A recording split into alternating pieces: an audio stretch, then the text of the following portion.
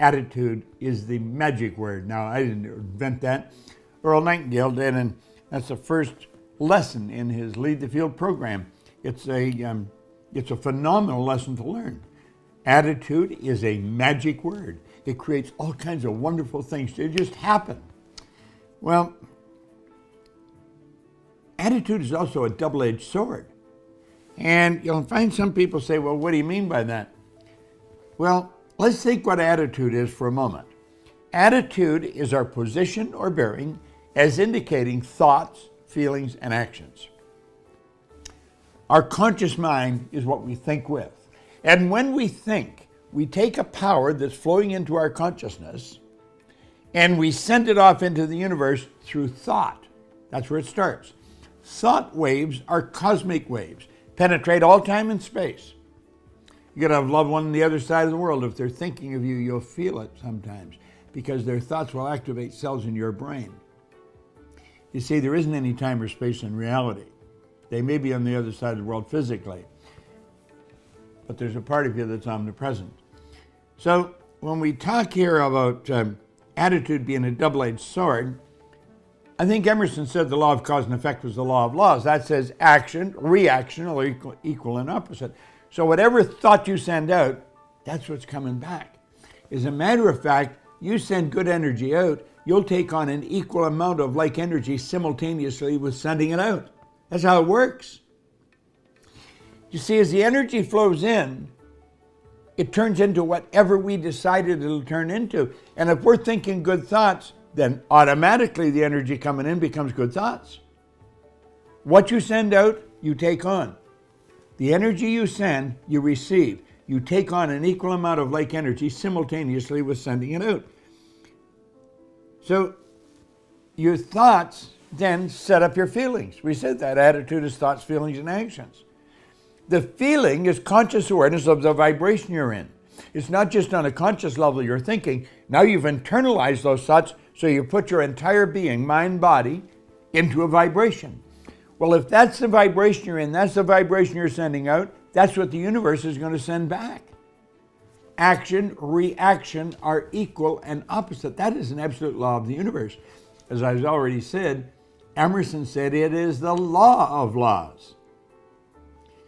And then the feeling that we're experiencing is not only a vibration we're sending it out with and through this instrument we're living in, our body. And so the vibration then dictates how we act. So our thoughts, our feelings, and our actions being expressed, it's a two-edged sword. Whatever we send out, the universe sends right back. You see a person with a bad attitude, they generally have a good reason for having a bad attitude. They keep thinking of all those new reasons. Why? Because they're sending them out, they're coming right back at them. What we've got to do is stop right in our tracks if things aren't going right and say, hold on a minute. If I don't like what's coming to me, I've got to understand I've ordered it. It's being delivered right on schedule because that's the way the law works. What we put out comes back. I think I'm going to stop right now and start sending good thoughts, good feelings, good actions towards everyone and everything I do. I know there's something in you, it's an old paradigm probably, saying that's not being realistic. Who the hell wants to be realistic? Let's be successful. Let's have a great attitude. Let's have the universe shower us with good. And you know something, we can. All we have to do is give it the universe. It gives it right back. Just like that. That's attitude. A double-edged sword. What you put out, baby, you're going to get it back. Hello there and welcome to Bob Proctor. If you watch many of our videos, you know that I talk an awful lot about the law. The law is how everything works.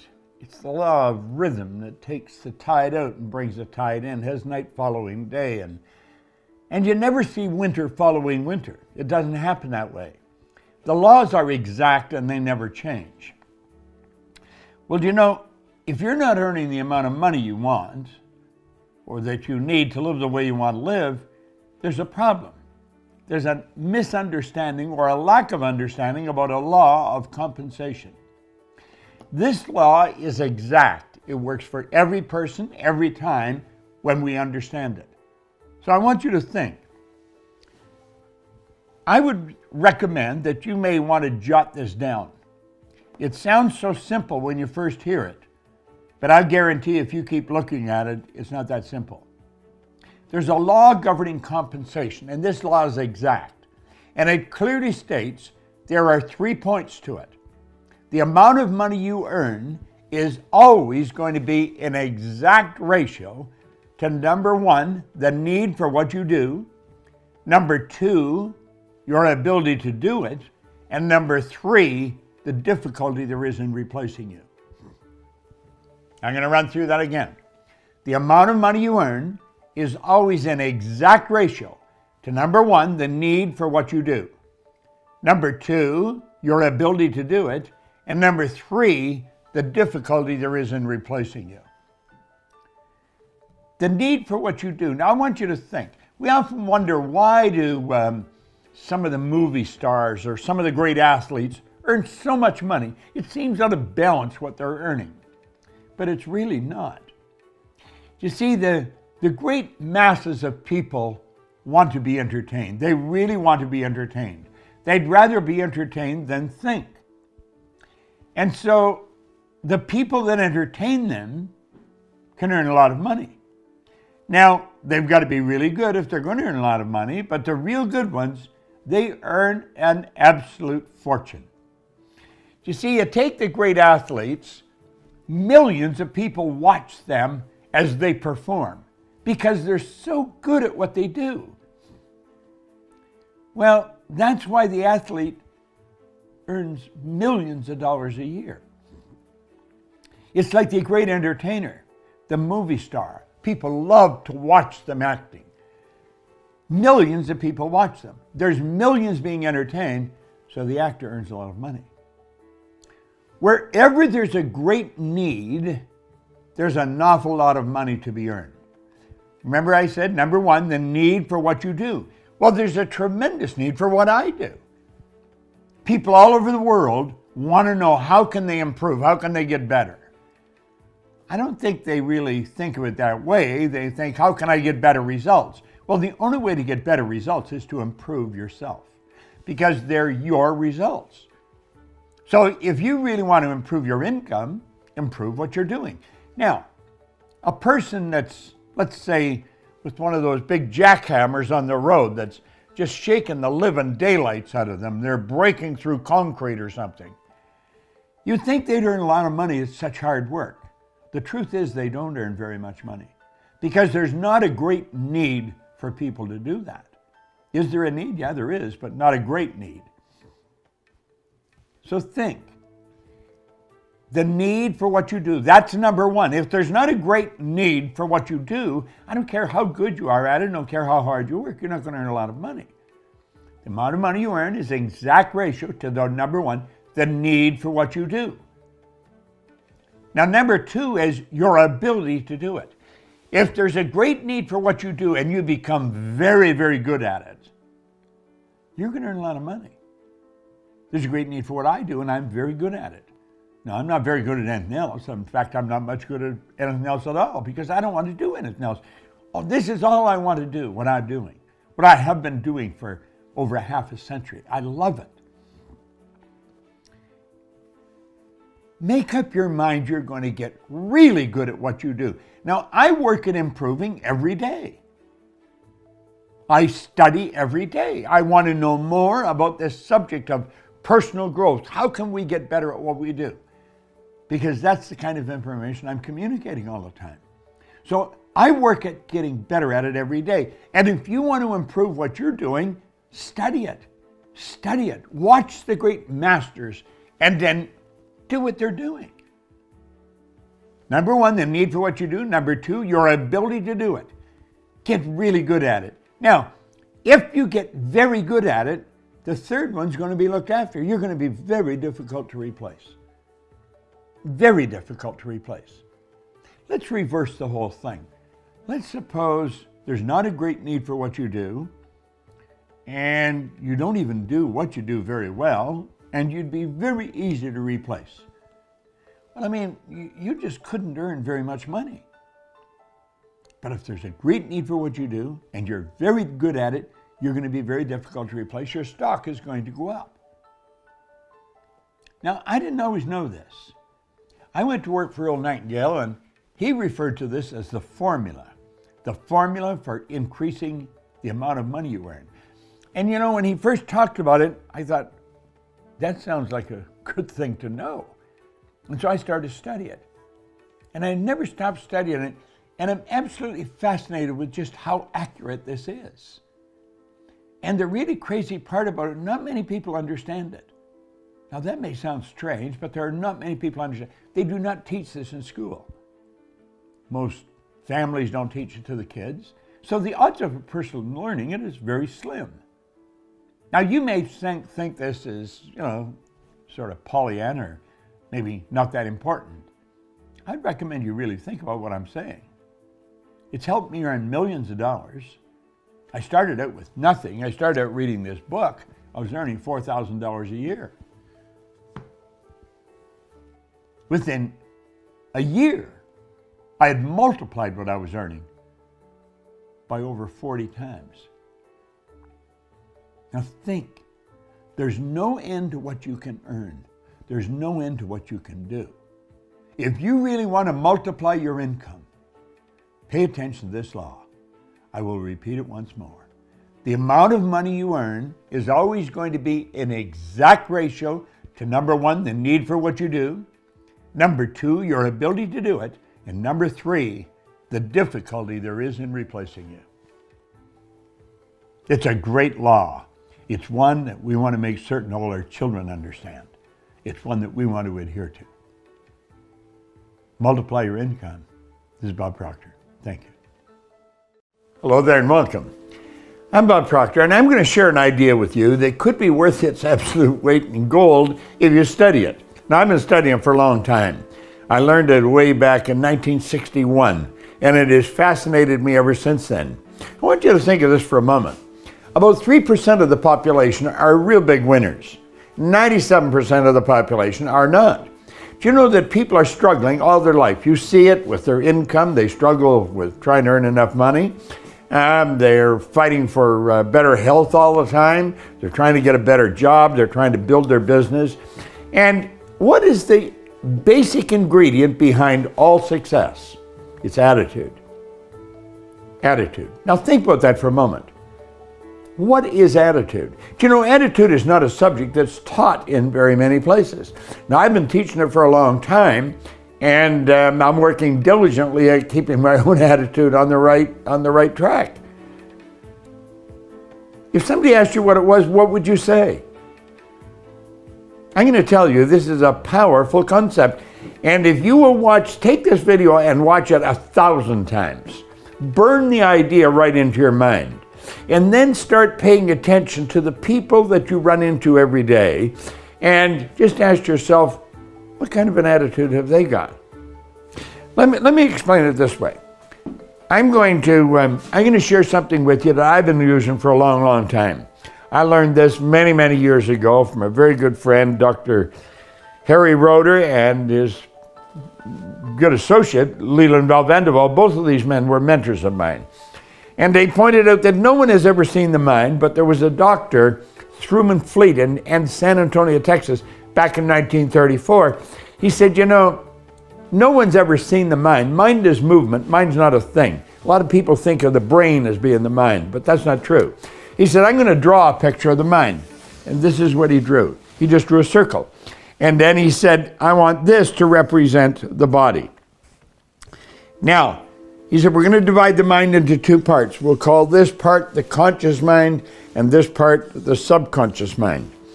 Now, he said, there's a great power flowing into our conscious mind. And this power is neither bad nor good. It's neither positive or negative. It just is. When that power flows in, it just is. We have the ability in our conscious mind to dictate how that power is going to flow. In other words, this is where we can think. And thinking is a function of the conscious mind. That's right. It's done with our reasoning factor, our inductive reasoning factor, if you want to get technical about it. We can think anything we want, and what we do is we build ideas here in our conscious mind. Now, these ideas can be negative ideas or positive ideas, but whatever we think, we send them right out into the universe. That's right. That's an energy that we send into the universe. You can pick up another person's thoughts. They're transferred all over the universe. Thought waves are cosmic waves that penetrate all time and space. Now, this is also what we call our emotional mind. And when you impress an idea upon this part of our mind, that idea is going to control the vibration of this thing we call our body. Now let's suppose we take this idea and we impress it here, and it's a negative idea. We're going to move into a negative vibration. Let's suppose it's a positive idea. We're going to move into a positive vibration. Now the vibration, the feelings, we send them out into the universe, and those feelings are expressed through the body, so it causes the body to act the way it acts. And it's our actions that produce our results. Now, attitude was best described by Earl Nightingale. He said it's our position or bearing as indicating thoughts, feelings, and actions. Thoughts, feelings, and actions. It's the composite of all three. Now let's think of this for a moment. You can be thinking negative thoughts and send out positive feelings. You could consciously think of negative things and yet you're not emotionally involved in them. And you could be emotionally involved with something very pleasant. So you could send out a negative thought, positive vibration. That would cause the body to act in a very positive way. But let's suppose you get emotionally involved in the negative idea. Then you're going to send out negative actions and negative vibrations. So you see, your attitude is your position or bearing is indicating thoughts, feelings, and actions. Now, you know, we have the ability to look for good in everything. The people that focus on the positive, they are going to win. The ones that are looking at what's wrong all the time, they are going to lose. People with a good attitude just naturally gravitate to the top. Do you know, it's not so much talent and ability as it is attitude. You can find absolutely brilliant people with a bad attitude, and you can find people that just aren't too bright with a great attitude. A good attitude is going to win every time for you. And what is it? It's our thoughts, our feelings, and our actions. Now, we're going to talk more about attitude in other videos that we're going to make, but this is very important you understand this. You have a mind and you live in a body. You have a conscious mind, a subconscious, and a body. The conscious mind is a thinking mind. The subconscious is a part of feeling, and the body is the instrument of the mind. Keep your attitude right and you're going to win every time. This is Bob Proctor. Thank you. Hello there and welcome. I want to suggest that you make a strong connection with your source of supply. Understand this, you are a spiritual being. This is not me. This is the body I live in. Your body is something you live in. Your body is a molecular structure. It's a mass of energy and a very high speed of vibration. We've got a marvelous mind, great brain. Your brain is an electronic switching station. Do you know that you can activate the positive cells in your brain and expect nothing but good to come to you? You can supercharge yourself with gratitude. Now, what do I mean by that? Be grateful for who you are. Be grateful that you know something about yourself. I am a spiritual being. I live in a physical body. I correspond with the material universe. I attract to me whatever's in harmony with me. And you see, if you concentrate on the good and you concentrate on nothing but good coming to you, that's what's going to come. Thing that you will attract is what you focus on. Focus is the key. Focus on the good that you desire. Start to see it coming into your life. And a couple of times a day, sit down, just get in the habit of doing it. It's like eating or brushing your teeth. In fact, you may hook this habit up with brushing your teeth or eating. Let yourself relax and give thanks for all the good that's coming into your life. and see all the good that you want coming into your life. But have a deep feeling of gratitude. Be grateful. Think of it. I was in a restaurant one day and it struck me. They have gratuity. It comes from gratitude. Gratuity comes from gratitude. And you leave a gratuity. It's a tip to let them know that you're grateful for the service that you received. Well, be grateful for all the good that's coming into your life. And sit down and mentally let yourself get into that vibration and do it frequently. You can turn it into a habit. A habit is something you do without giving any conscious thought to it. You get dressed by habit. Comb your hair, shave, put your makeup on. It's all done automatic. It's part of your paradigm, part of your program. Make gratitude one part of it. Develop it. Have an attitude of gratitude. You'll be so glad you did. Hello there and welcome. This is Bob Proctor. What does the word budget do to your mind? Budget. You know, words are symbols, and every symbol has a corresponding image. Well, I'm going to tell you something. Budget does nothing positive to my mind. And I was asked if I would proctorize the concept of budget. Well, let me explain. Up until I was 26, I didn't even know the word budget or anything else. I mean, I was going nowhere, doing nothing. I was moving in the wrong direction. And then I was given this book. And I've told this story many times. The man said, if you do exactly what I tell you do what this book suggests, you can have anything you want. Well, he had my attention. And I read the book. And I started to reread the book. And I was doing exactly what he told me. And all of a sudden, I wanted a lot of things that I didn't have. But I didn't have the money to get them. And I only knew one way to get more money. I had to go to work. And I went to work. And I'm going to tell you, I really worked.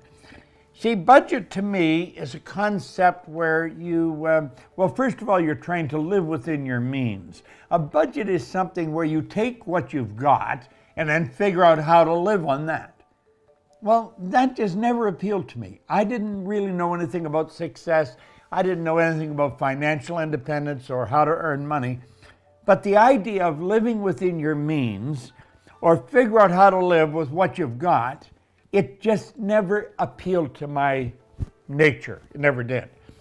And when I read this book, I'm going to tell you, it really messed up the concept of a budget. I didn't want to have any part of it. Now, as I just said, I think budget is a word, and it's a concept where you learn to live with what you've got. I think budgets are probably maybe a good thing for politicians or for governments, and they're not coming and asking us for more money. Although almost any government in the world today, they're way beyond budget in almost every aspect of life. Well, what did I do? I reversed the whole concept. Now, of course, this book taught me to reverse almost everything in life anyway. If only 3, 4, 5% of the population are going in the right direction, well, that means 95% are going in the wrong direction. So if you want to win, go and do exactly the opposite of what almost everybody's doing. Now, I went to work with Earl Nightingale. I listened to his recordings for a long time, and that's essentially what he said. If you want to win, and you don't want to think if you're going to follow other people, he said there's a large group of people going that way, 1 or 2 going that way, follow the 1 or 2, and you'll probably never make another mistake as long as you live. Well, I made up my mind that I did not want to live within my means. I did not want to figure out how to live with what I was earning. I wanted to figure out how to earn enough to live the way I wanted to live. Now, I don't know about you, but that really did appeal to me. And that's really what Napoleon Hill's book, Think and Grow Rich, was teaching me. So I had one part of the puzzle, I think, sort of figured out. Go to work. And I really believed that the answer was work harder. Now, I was on the fire department at the time. We only worked 7 days and 7 nights a month. There was 2 shifts, 8 in the morning till 6 at night, 6 at night till 8 in the morning. And when we were on the night shift, we could make our bed and go to bed. If there was no fires, we'd sleep all night. So we'd get up. I was virtually retired. And I worked 7 days a month, and from 8 till 6. So that left me a lot of free time. Now, periodically in the middle of the night, somebody would start a fire. I always thought it was rather inconvenient, but we had to go and put the fire out, so we had to work at night. But for the most part, I was in a slow haul. We'd worked about 7 days a month. So I had a lot of free time. And I was reading this, and I've told the story many times. Somebody said there's good money cleaning offices. I said, I'm not proud, I'll clean offices. Now the idea, and he told me, the man that told me this, he said, but clean them for yourself, don't work for somebody else. So I had to borrow some money, and I bought a used floor machine, some buckets, some mops, and I started to clean offices. And now I was earning some extra money. Then somebody wanted some painting done, so I started to paint houses. And I painted outside of houses, inside of houses. If I needed maybe $90, I'd think that's a bedroom to paint. Or the outside of a house, maybe $150. Well, this is back in the early 60s. But I had everything, I judged it how much I could earn by doing certain things. I remember I was visiting some relatives, and they were in an apartment building. They had a little balcony that we'd sit outside. Now they had a couple of lawn chairs on the balcony, and I remember a cocoa mat on the floor. And I thought, this is kind of nice, but there's something missing. And I thought, they don't have a garden. There's no garden. And, you know, if you're sitting in your backyard, you're looking at flowers. So I thought, I got the idea all of a sudden of making a flower box that hangs on an apartment balcony. So I built apartment planters. And I was selling apartment planters. I'm making them and selling them, and I was doing pretty good at it. I was cleaning offices, and I was painting houses. There's friends of mine that had a variety store, and they were complaining one time because they never got any time off. I said, I'll come over and fill in for you every now and then. I got $1 an hour. I told them it was to help them. It was for the $1 an hour. Now, what was I doing? I was painting houses. First of all, I was fighting fires. I was painting houses. I was cleaning floors. I was making these apartment planters, and I was working in a variety store. All of this was to earn extra money. You see, I knew what it was costing me to live, and I wanted to live better. I had to earn more, and I had to earn more, and I had to earn more. And I was working a budget a little different than everybody. I didn't take what I had and figure out how I could live on it. I figured out how I wanted to live, and then I'd go out and earn the money to do it. I had the whole concept reversed. So if you're going to proctorize your budget, throw the budget away. But understand this, you've got to earn the money. Money has to be earned. Now we're going to be making another video on earning money and a way to go about it, and possibly on the law of compensation, another concept. There's a law governing compensation. I had part of the answer figured out, but part of it I didn't have figured out at all. Because I was working at so many different jobs, I was wearing myself out. I was exhausting. You know, I read in here where Charlie Schwab says, put all your eggs in one basket and then watch that basket. I didn't have all my eggs in one basket. I had about 7 or 8 baskets, and I was running from one job to the other. Now, I was earning pretty good money, but I'm going to tell you, I was killing myself to do it. But I didn't budget. I did not like the idea of a budget. I did not like the idea that I was going to take my pen to figure out how to live on what I was earning. I always liked the idea that this book motivated me to think of how to earn enough to live the way you really want to live. So the Proctor budget is a little different than most people's budget. Now, if you happen to be in debt, I tell a story in this book, Born Rich. And you can get this book if you go on our site, go to proctorgallagher.com. You can download this for nothing. I think it's on around page 36 or 37. We show you how to get rid of debt, how to totally get rid of it so you don't even think about it anymore. It's chapter 2 is how much is enough.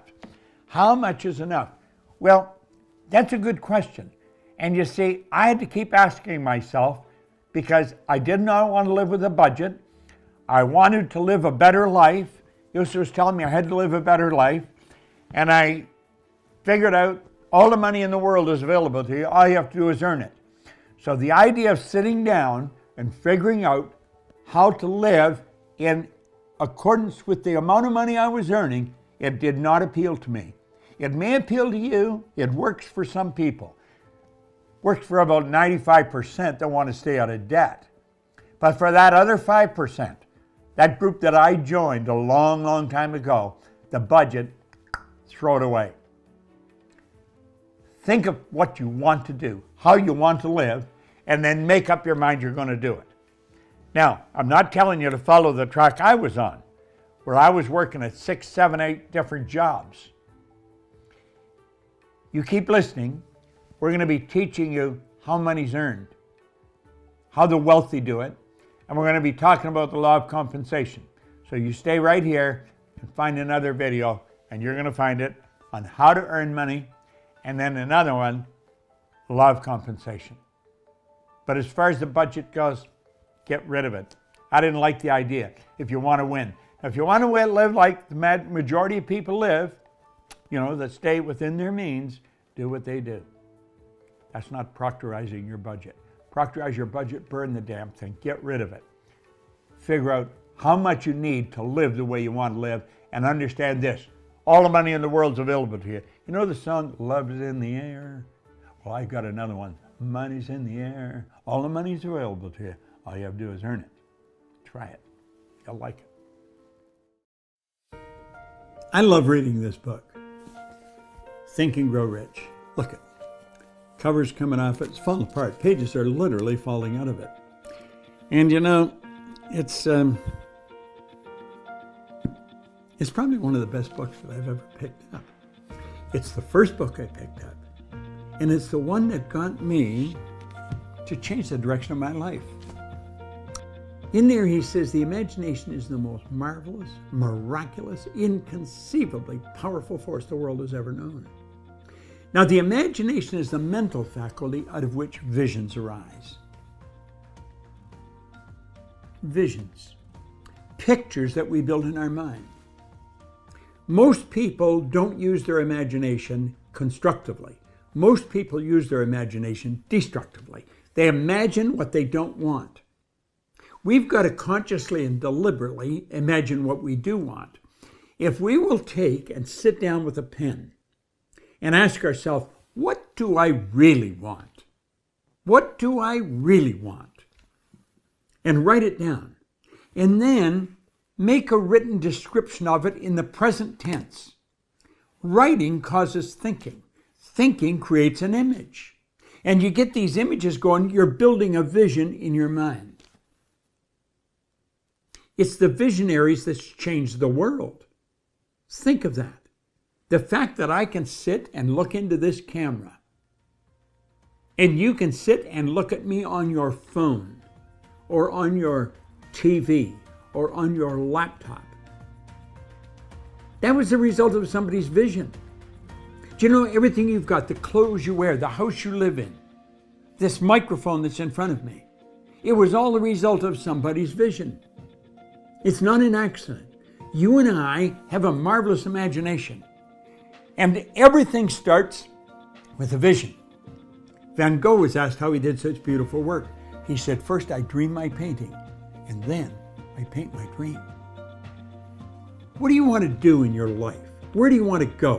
What do you want to make happen? What do you want to make happen for between now and the end of the year? Think about it for a moment. Don't think of why you can't. Doesn't matter how much money you've got. Doesn't matter how much help you've got. Build a vision of what you would like to accomplish between now and the end of the year. And then make a written description of that vision. Paint the picture with words. You can go either way with this. You can start writing the picture and it'll come on the screen of your mind. Or build a picture and then paint it with words. Vision. Vision is going to direct your life if you let it. Use it constructively. See what you want. Don't spend any time thinking of what you don't want. When you get a picture in here, make it big, make it beautiful. You'll be glad you did. I want you to think of the times when you just feel sort of crappy. Nothing's working. Nothing's working. You get cut off in your car. Somebody takes the parking space that you're waiting to get into. Life sucks. It just isn't working. Well, that's because you're not feeling good. When you're not feeling good, you are naturally just going to attract bad stuff to you. What is feeling? Feeling, conscious awareness, how you feel, is conscious awareness of the vibration you're in. And if you are not feeling good, you're in a bad vibration. Do you know that wham, just like that, you can change the vibration? This body you're living in is a molecular structure, and it's in a very high speed of vibration. Everything vibrates, nothing rests. People that are feeling good are in a good vibration. You can put yourself in a good vibration in a heartbeat. Music is a great medium to put you in a great vibration. I have, I believe, hear the music? I'll turn it up a little bit.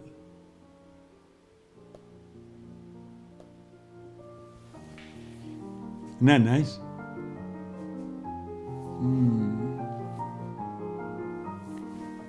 This music is playing all the time in my studio. All the time. I don't have it playing this loud. I've moved it up so you'll hear it. I have it playing very low. I have a button here on the edge of my desk. It's a button that's stuck on the desk. And I press that button, the music stops.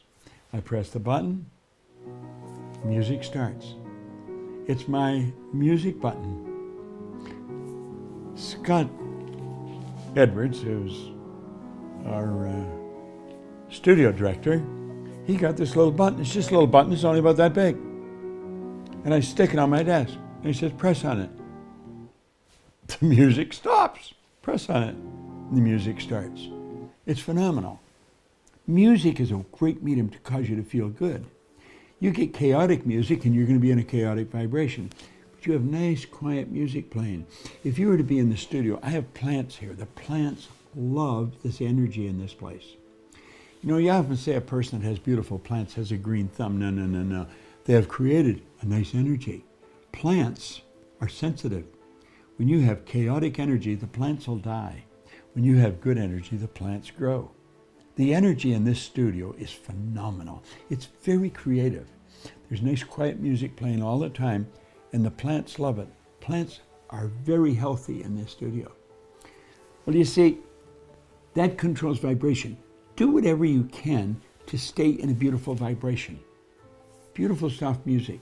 When you listen to a motivation recording, it could be a record, or it could be a cassette, or it may be now just, digital. Have good information playing. Information that stimulates you, that causes your mind to shoot off in a creative direction.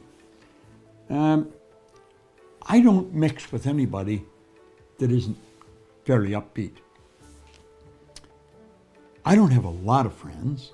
I don't have time for a lot of friends. If you're going to have friends, you got to be a friend. And I just don't have a lot of time. So I only have a few friends, but they're very good friends.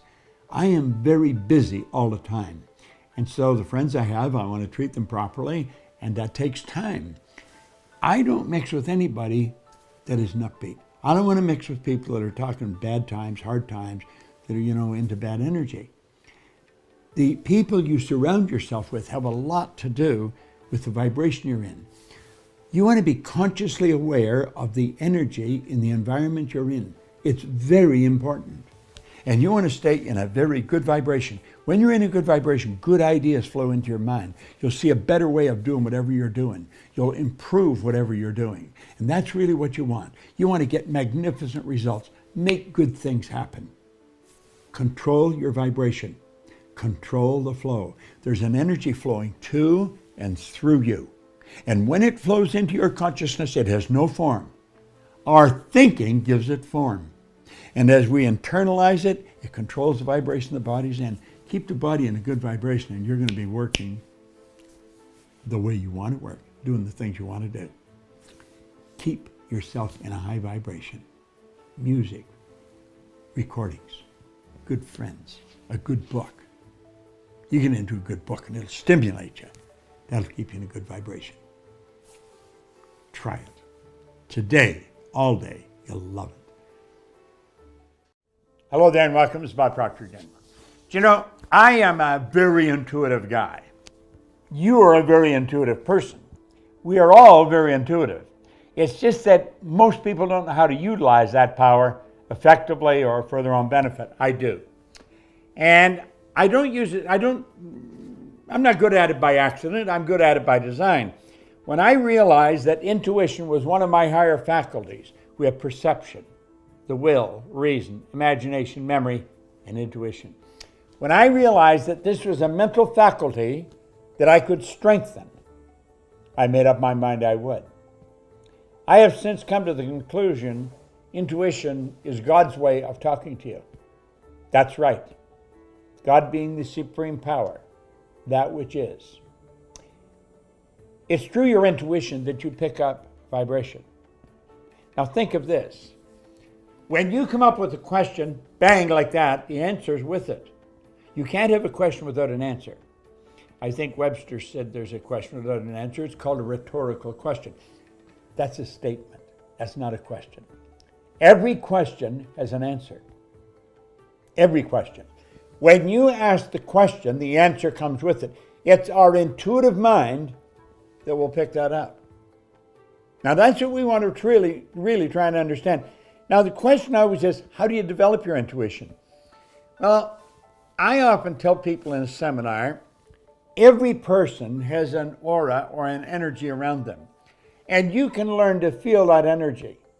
As you start talking to them and they carry on a conversation with you, really you can feel the energy that's coming from them. Now, how do you do that? By focusing all of your attention on them.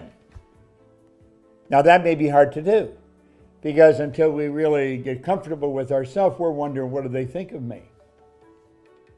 Now, think about it.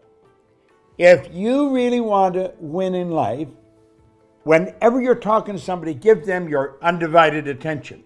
And if you do that, you're going to start to feel things. You'll start to feel their energy. If there's a shift in their mood like that, you'll know it. That's your intuition. Now, that's how you develop your intuition. And you're giving them your undivided attention. Say, what am I feeling? And start to get used to what do you feel. Not what do you hear, what do you feel? Really listen to them. Listen carefully. Now you hear with your ears, but you listen with your emotions. You've got to let yourself get very emotionally involved in what they're saying.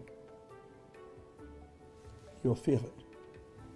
When you go into a restaurant, sometimes you'll sit down and you're waiting and you don't really like it. Waiter or waitress comes over and they'll say, "Can I help you?" You may say, "I'll have a cup of coffee, please." You really don't want to stay there, so you didn't want to order a meal. You get the coffee, you pay for it, you leave. You don't even drink the coffee. Why? You didn't feel good in that restaurant, and you didn't want to stay there. Sometimes you go into a clothes store, and there's something you just don't feel right there. You're not going to buy anything, get out. You're not in harmony with the energy.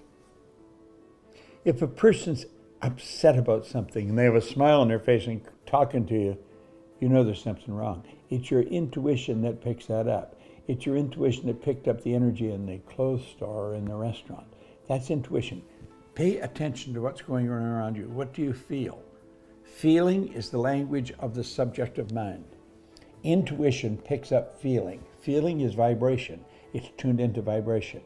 And it'll always there, and you got to get used to and good at using it, and you can.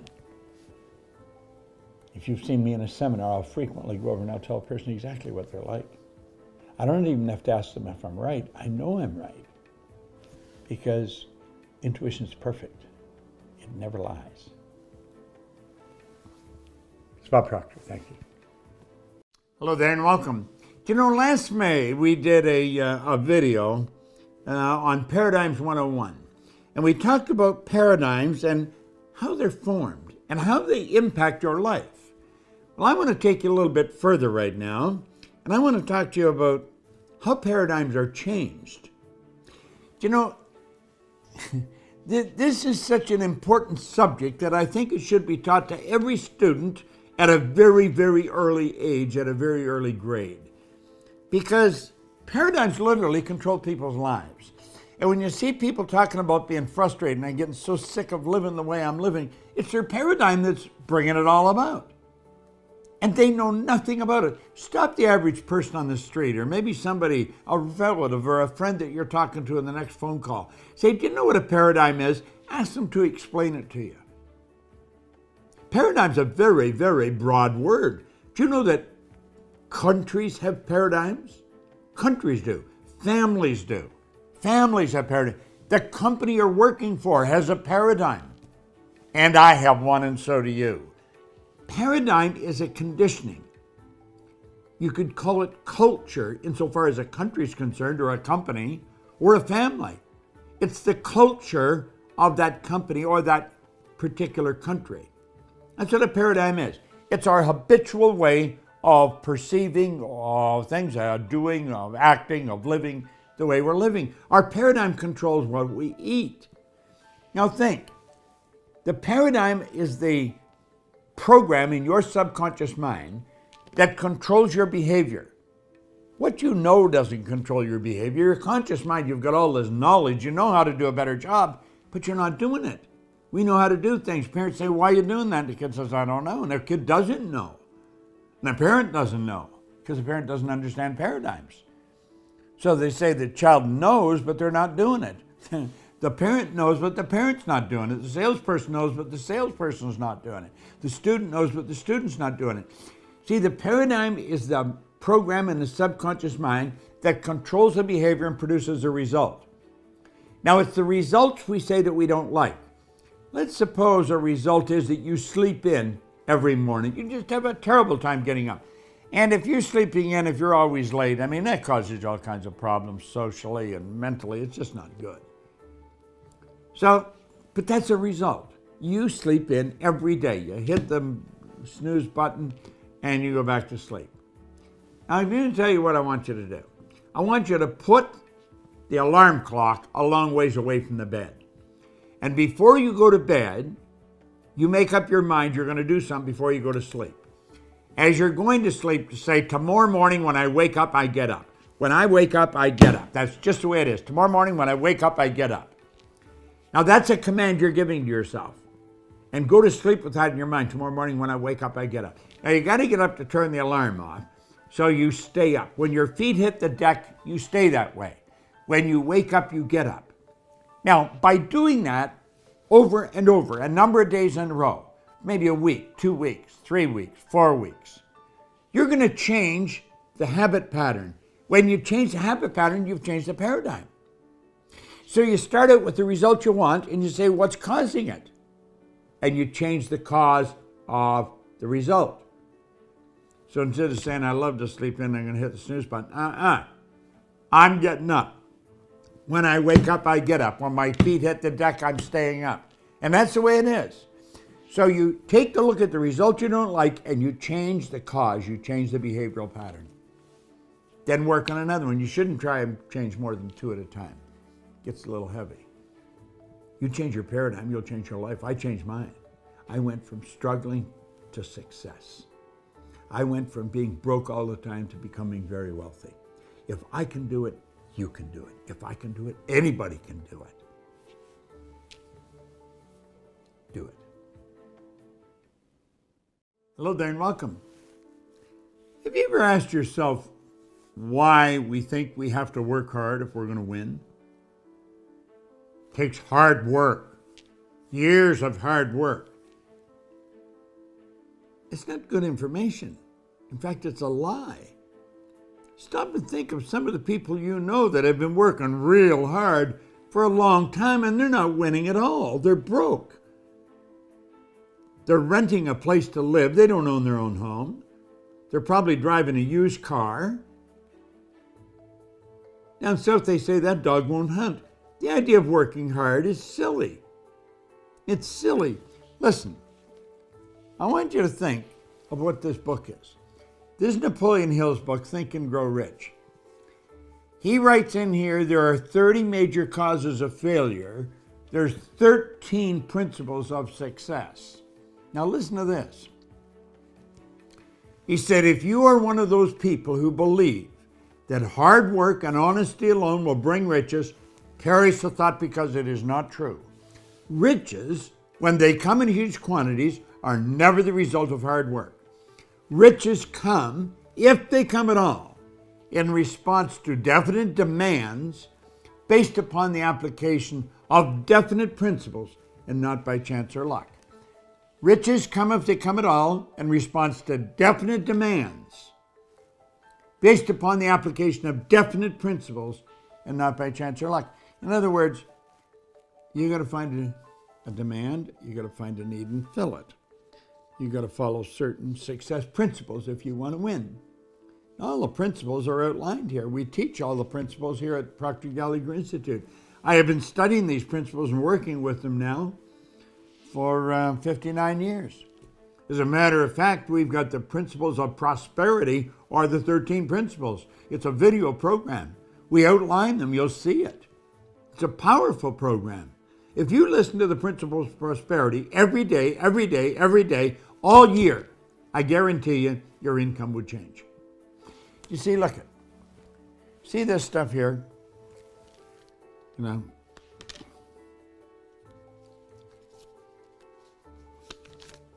look at it. That's paper. We call it money. Money is an idea. Money goes where it's invited and it stays where it's welcome. The idea that you have to work hard for this stuff is not true. Some of the people that work the hardest are the ones that are in the least. Now think about it. I was reading where Taylor Swift, young gal singer, was the highest paid entertainer last year. She's doing what she absolutely loves. That's not hard work. I get very well paid. I'm doing what I absolutely love. The idea that you have to work hard is silly. When you love what you're doing, you'll never work again. See, I see work as something that you're doing that you don't enjoy and you don't want to do. And takes a lot of energy. Think. You see, we teach the principles of success. We teach them. All of our programs are based on the principles of success. This man that wrote this book, spent his entire life studying 500 of the world's most successful people. He became intimate friends with people like Henry Ford and Thomas Edison, Harvey Firestone. Became intimate friends with them. They were doing what they absolutely loved. They changed the whole world. Ford put us on wheels. Edison illuminated the place. They were doing what they love, and they earned millions. What do you love doing? Quit working and start doing what you love, and you'll never work again. Now you think about that for a while. I'm telling you, I know what I'm talking about. A lot of things I don't know, but this isn't one of them. I do know this. I've studied it every day, my entire adult life. And I went from being very unhappy and very broke to being very happy and very wealthy. It's like Sophie Tucker says, I've been rich and I've been poor. Rich is better. You don't have to work hard. When you're doing what you love, you don't work at all. Think about it. It's Bob Proctor. Thank you. Calmness of mind is one of the beautiful jewels of wisdom. It is a result of long and patient effort in self-control. Its presence is an indication of ripened experience and of a more than ordinary knowledge of the laws and operations of thought. A man becomes calm in the measure that he understands himself as a thought-evolved being, for such knowledge necessitates the understanding of others as a result of thought. And as he develops a right understanding and sees more and more clearly the internal relations of things by the actions of cause and effect, he ceases to fuss and fume and worry and grieve, and he remains poised, steadfast, serene. The calm man, having learned how to govern himself, knows how to adapt himself to others, and they in turn reverence his spiritual strength and feel that they can learn from him and rely upon him. The more tranquil a man becomes, the greater is his success, his influence, his power for good. Even the ordinary trader will find his business prosperity increase as he develops a greater self-control and equanimity. For people will always prefer to deal with a man whose demeanor is equable. The strong, calm man is always loved and revered. He's like a shade-giving tree in a thirsty land, or a sheltering rock in a storm. Who does not love a tranquil heart, a sweet-tempered, balanced life? It does not matter whether it rains or shines, or what changes come to those possessing these blessings, for they are always sweet, serene, and calm. The exquisite poise of character, which we call serenity, is the last lesson of culture. It is the flowering of life, the fruitage of the soul. It is precious as wisdom, more to be desired than gold, yea, than even fine gold.